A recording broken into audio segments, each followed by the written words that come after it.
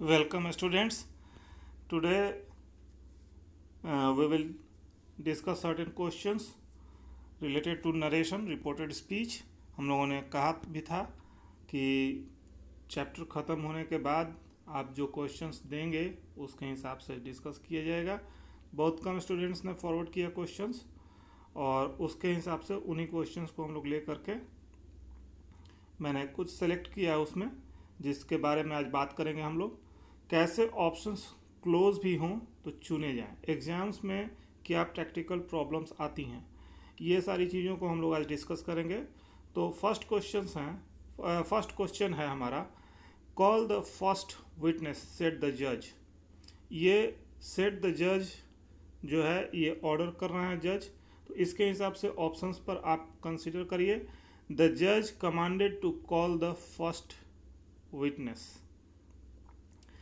तो जज कमांडेड, ये नॉर्मली कमांड के बाद, ऑर्डर के बाद हमने बात किया था कि एक ऑब्जेक्ट आ जाना चाहिए, तो इसमें नहीं है, ये ऑप्शन हम लोग छोड़ देंगे। द जज commanded them to call the first witness. Normally कोई भी स्टूडेंट बनाएगा तो इस हिसाब से बना सकता है, क्योंकि इम्परेटिव सेंटेंसेस में मैंने बात किया था कि यू एक हिडन सब्जेक्ट होता है। यहाँ पे जब हम बात करेंगे तो यू चेंज होगा उस हिसाब से। तो जज सेट द जज, तो किससे कहा ये क्लियर नहीं है, तो अपने से सप्लाई किया जाता है यहाँ पे टू प्लस ऑब्जेक्ट से के बाद, और उसको रिपोर्टिंग वर्ब के बाद ऑब्जेक्ट के रूप में ले लिया जाता है। तो यहाँ पे थर्ड पर्सन के रूप में हम उसको कंसिडर कर सकते हैं।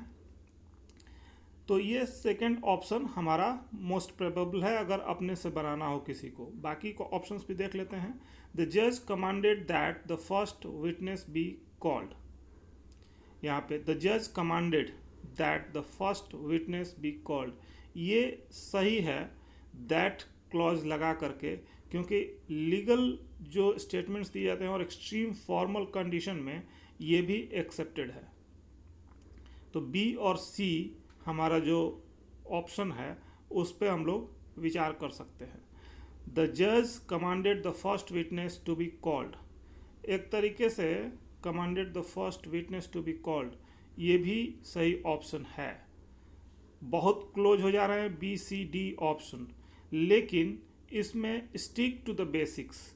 मेरा जो रिकमेंडेशन रहेगा कि बेसिक्स से स्टिक करिए और जो नॉर्मल बनता है उसी पर सबसे पहला ध्यान जाना चाहिए। तो इसमें हम लोग बी ऑप्शन को चुन लेंगे। द जज commanded them to call the first witness. Next question पर आते हैं। The queen said to her son, you must go to the forest and remain there till your father calls you back. The queen ordered her son, option जो हमारे हैं, the queen ordered her son to go to the forest and remained there till his father calls him back. तो बाकी सब चीज़ें यहाँ पर ठीक हैं, लेकिन go to the forest and remained, ये remained यहाँ पे गलत है, इसलिए इस ऑप्शन पे विचार नहीं करेंगे। The queen told her son that he must go to the forest and remain there till his father called him back. ये सेकंड ऑप्शन अभी तक अप्रोप्रिएट दिख रहा है। The queen told her son that you must go, तो यहाँ पे pronoun change नहीं किया गया है, you must go है, इसको भी छोड़ देंगे। The queen told her son to go to the forest and remain there till his father called him back, यहाँ पे भी remained आ जा रहा है, तो go to the forest, to go to the forest, तो इन्फिनेटिव वाला रूल इस पे भी अप्लाई होना चाहिए, एंड के बाद है, तो यहाँ पे इस ऑप्शन को भी छोड़ देंगे। तो सेकंड ऑप्शन को आप देखिए, बी को, the queen told her son that he must go to the forest and remain there till his father called him back. अब इसमें देखिए यही ऑप्शन हमारा सही होगा, बट अगर यहाँ पे रहता the queen told her son, D option में, to go to the forest and remained there, remained नहीं होता तो ये ऑप्शन ज़्यादा सही हो सकता था, इसको चुनना चाहिए था, लेकिन यहाँ पे बी ऑप्शन चुनेंगे क्योंकि बाकी सेंटेंस के स्ट्रक्चर के रूल्स हैं उसके हिसाब से यही सही है। रिमेन होना चाहिए, रिमेन पर टू जो है उसके बाद V1 आता है, वो फॉर्मूला रिमेन पर भी अप्लाई होगा। तो बाकी ऑप्शन जो सही हैं, जो कंसिडरेबल हैं, वहाँ पे उस चीज़ के साथ छेड़छाड़ किया गया है, तो यहाँ पे वो नहीं होगा, इसलिए हमारा बी ऑप्शन ही सही है। नेक्स्ट क्वेश्चन की तरफ बढ़िए।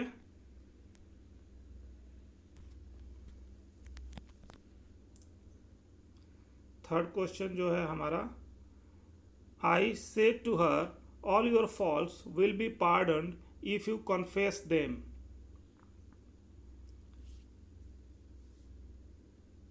ये ऑप्शन है I told her that all her faults will be pardoned if you confess them. तो प्रोनाउन चेंज नहीं किया गया, यू का यू ही छोड़ दिया गया है, तो ये ऑप्शन नहीं है। I told her that all her faults would be pardoned if she confessed them, तो ये would be pardoned if she confessed them ये ठीक जा रहा है, लेकिन इफ़ यू कन्फेस देम है, इफ़ शी कन्फेस देम ये ठीक है, ठीक लग रहा है। सी ऑप्शन देखिए, I told her that all her faults will have to be, तो विल हैव लगाने की यहाँ पर ज़रूरत नहीं है, ये ऑप्शन गलत हो जाएगा। डी है, I told her that all her faults would have to be, ये वुड हैव भी लगाने की ज़रूरत नहीं है। तो again our B option will be right. Next next question है, he said to his relatives when do you intend to pay back the money you borrowed from me?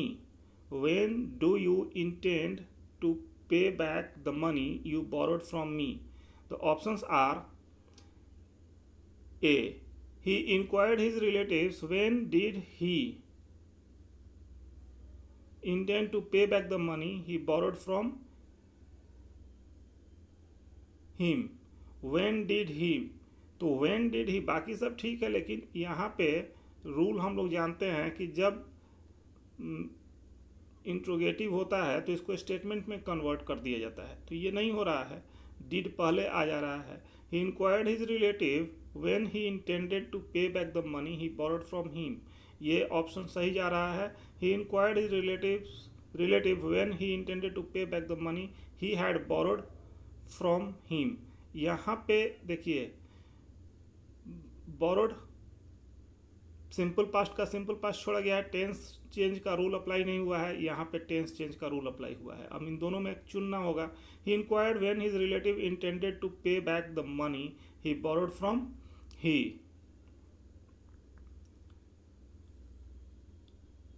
तो ये तो ही इंक्वायर्ड के बाद सीधे सीधे व्हेन हिज रिलेटिव, तो ये भी रूल के हिसाब से सही नहीं जा रहा है, तो बी ऑप्शन हमारा हो सकता था, लेकिन चूंकि टेंस वाला एक रूल इस पे अप्लाई नहीं किया गया है तो इसको भी हम छोड़ देंगे और सी ऑप्शन को चुनेंगे। He had borrowed from him when he intended to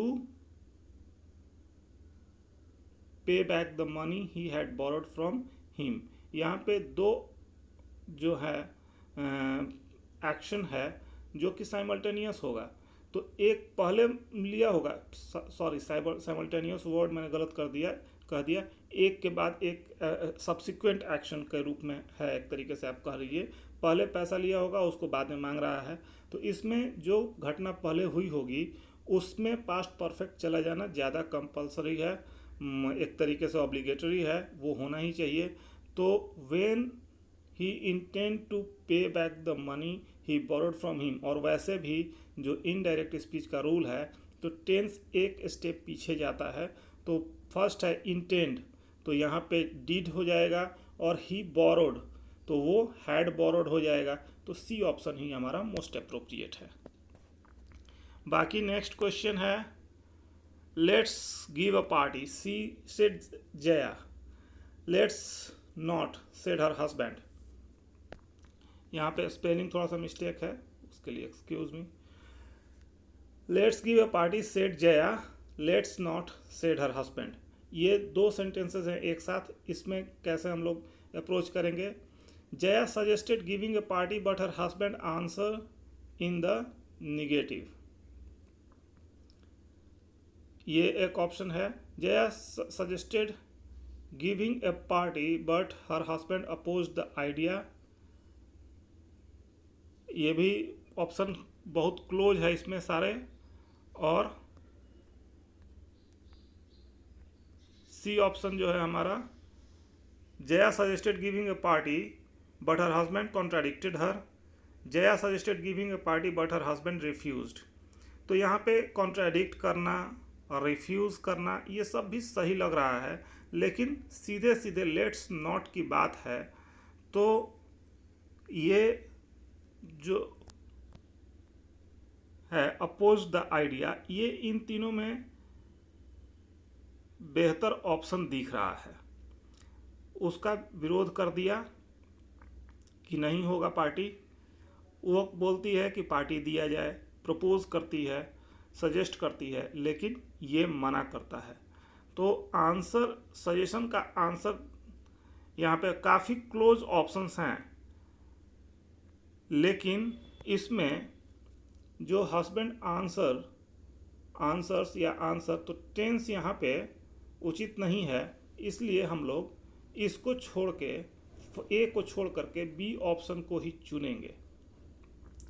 तो opposed the idea, Jaya suggested giving a party but her husband opposed the idea, तो ये ऑप्शन चुन लेंगे। अगर यहाँ पे ये और क्लोज हो सकता था और दोनों में काफ़ी टसल हो सकता था दोनों ऑप्शंस में, अगर आंसर्ड होता husband answered in the negative, लेकिन वो वैसा नहीं है। Jaya suggested giving a party but her husband opposed the idea. यहाँ पर आंसर की बात भी नहीं है, बातचीत हो रही है, एक सजेशन दे रही है, उसका वो रिस्पॉन्ड बैक कर रहा है। अपोज द आइडिया ही बेहतर है इस सारे अवेलेबल ऑप्शंस में। नेक्स्ट हमारा जो स्लाइड है उसमें जो नेक्स्ट क्वेश्चन है, doctor the patient cried please tell me how much time I have. Doctor से पूछ रहा है पेशेंट कि कितना समय है मेरे पास। The patient pleaded the doctor how much time he will have. Pleaded के बाद सीधे सीधे इस तरीके से ऑब्जेक्ट नहीं आता है। Doctor exclaimed to the doctor, यहाँ पे फिर again spelling mistake. The patient exclaimed to the doctor that how much time he had, ये भी एक्सक्लेम भी सही नहीं है। The patient pleaded with the doctor to tell him how much time he had. The patient cried to the doctor that how much time had he. तो had he ये भी नहीं है। The patient pleaded with the doctor to tell him how much time he had, ये सही है।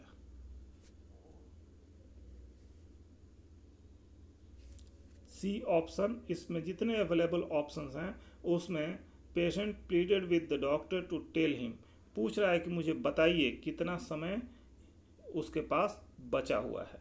तो यहाँ पे मोस्ट अप्रोप्रिएट जो कन्विंसिंग जो मीनिंग कन्वे कर रहा है वो सी ऑप्शन ही है, उसी को चुना जाएगा। और pleaded with the doctor to tell him, ये जो स्ट्रक्चर है, जो एक्सप्रेशन है, ये मोस्ट अप्रोप्रिएट है सारे अवेलेबल्स में।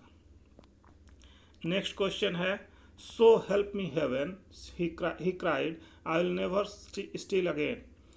ही wanted heaven to help him so that he will never steal again. वह ईश्वर से एक तरीके से चिल्लाता है, विनती करता है कि मदद करो और अब आगे से वो चोरी नहीं करेगा। He wanted heaven to help him so that he will never steal again. तो हेवन के लिए ही वांटेड हेवन, हम भगवान को ये कुछ ऐसा नहीं कर सकते, असर्ट नहीं कर सकते। She claimed to heaven that he would never steal again.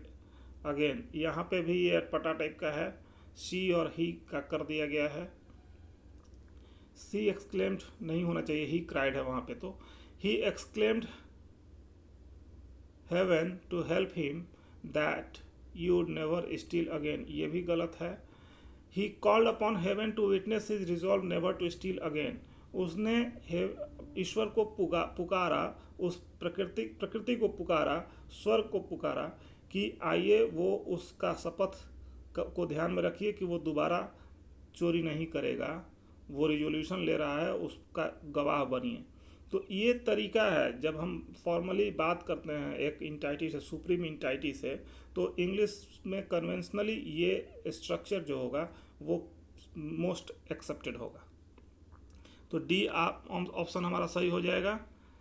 Next है, she said I will give you ₹100 to keep your mouth shut. उसने कहा कि मैं तुम्हें 100 रुपये दूंगी अपना मुंह बंद रखने के लिए. She said that she would give him ₹100 to keep his mouth shut. She said that, ये सिंपली बन रहा है, ठीक है. She offered him ₹100 to keep his mouth shut. ये भी बहुत क्लोज है. She suggested to him that she would give him ₹100 to keep his mouth shut. ये भी ऑप्शन सही है. She propose giving ₹100 to keep his mouth shut. ये भी सही है, लेकिन इसमें on the ground of brevity of language, language में एक ये है कि ब्रेविटी होना चाहिए. सबसे कॉम्पैक्ट तरीके से कौन सबसे कन्विंसिंग सेंस कन्वे करता है. तो ऑफर कर रही है उसको कि पैसा दे सकती हूँ मैं, मुंह बंद रखो. तो बी ऑप्शन हम चुनेंगे. She offered him ₹100 to keep his mouth shut. तो इसलिए ये हमारा ऑप्शन हो जाएगा. अब नेक्स्ट क्वेश्चन है, the child said can you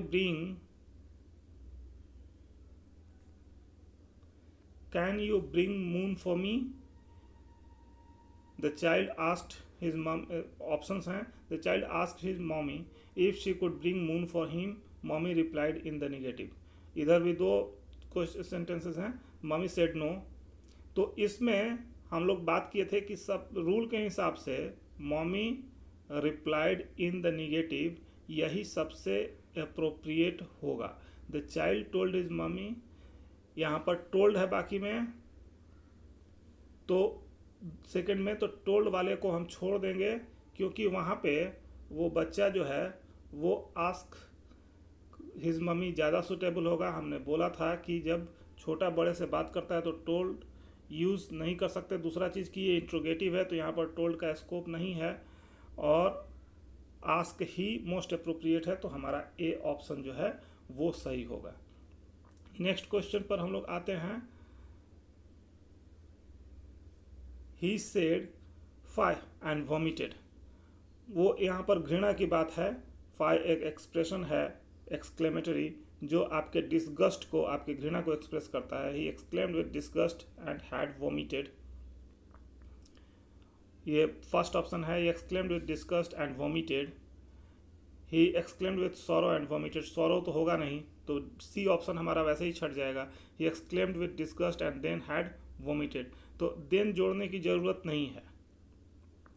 he exclaimed with disgust and had vomited. तो इसमें ये जनरली लोग चुनेंगे.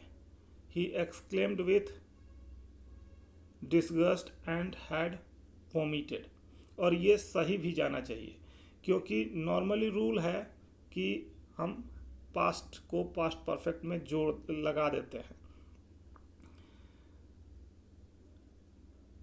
He exclaimed with disgust and vomited. ये भी साउंड अच्छा कर रहा है, लेकिन ए ऑप्शन मोस्ट अप्रोप्रिएट है. So we should go with it. तो ये हमारे 10 क्वेश्चंस हैं. इसमें फिर से मैं एक बार सबसे पहले ऑप्शन की तरफ आऊँगा, सबसे पहले क्वेश्चन की तरफ आऊँगा, जिसमें कि थोड़ा हम लोगों ने शुरुआत में बात की, लेकिन बहुत सारे स्टूडेंट्स हमको लगता है कि इसमें अभी भी कंफ्यूज्ड होंगे. call the first witness, said the judge. The judge commanded to call the first witness. The judge commanded them to call the first witness. The judge commanded that the first witness be called. The judge commanded the first witness to be called. तो इसमें legal जो language होता है उसके हिसाब से the जज commanded that the first witness B called, ये बहुत सही भी साउंड कर रहा है, लेकिन चूंकि जो रूल है जो आप अपने से बनाते तो क्या बनाते उस हिसाब से जो जब ऑप्शंस अवेलेबल हैं तो हमको वही ऑप्शन चुनना चाहिए। यहाँ पे जिस तरीके से आपको मिल रहा है डायरेक्ट स्पीच, उसका रूल के हिसाब से और मीनिंग के हिसाब से जब आप जो बनाते हैं और वो ऑप्शन में अवेलेबल है तो फर्स्ट चॉइस हमारा वही जाना चाहिए। बाकी अगर वो ऑप्शन में ही नहीं दिया हुआ है तब हम दूसरे ऑप्शंस पर कंसिडर करते हैं। इसलिए यहाँ पर द जज commanded them to call the first witness, ये ऑप्शन ही मोस्ट अप्रोप्रिएट है। मैंने इस क्वेश्चन को दोबारा डिस्कस इसलिए किया कि बहुत सारे बुक्स में सी ऑप्शन को भी रिकमेंड कर सकता है, लेकिन वैसा नहीं होना चाहिए। द जज commanded them to call the first witness, ये मोस्ट अप्रोप्रिएट है। सो आई होप ये सारे जो एक्सप्लेनेशंस होंगे आपके लिए काफ़ी कन्विंसिंग होंगे, और अभी भी अगर आपको कोई परेशानी है तो आप हमारे कमेंट बॉक्स में हमसे क्वेश्चंस पूछ सकते हैं। So enjoy your study, thank you for watching. अब नेक्स्ट वीडियो में हम लोग फिर से मिलेंगे।